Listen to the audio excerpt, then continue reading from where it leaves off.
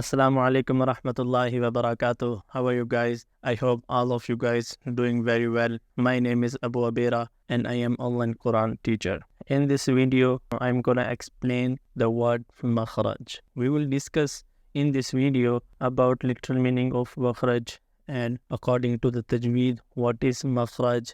I'm trying to explain with some examples. So let's start the video. What is Makhraj? These words had a lot of meaning. A literal meaning of Makhraj is a point of exit. Like when we want to get out from any room, from any area, from any warehouse, so we use a gate, we use a door for getting out from there. So that door, that gate is a point of exit because we use that door for getting out from there.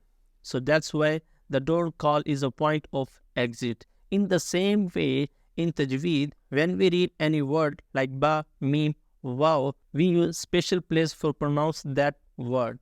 Like a ba. When we read ba, so we use our lips for pronounce ba. So our lips is a point of exit for ba. So this is a literal meaning of Makhraj. Makhraj is a point of exit. I hope you understand. In the terms of Tajweed, Makhraj is the place where an Arabic letter pronounced from it is called Makhraj. Where an Arabic letter like ba, alif to ya, any letters, where any letter pronounced from it is called Makhraj. So my brothers, my sister, this is a Makhraj. A lot of students make mistakes to understand that meanings. That's why they cannot able to read any letter is a very proper way.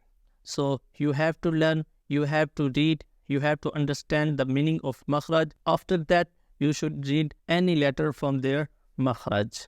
So it's enough for today.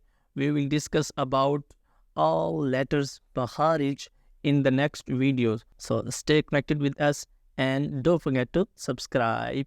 Assalamu alaikum wa rahmatullah.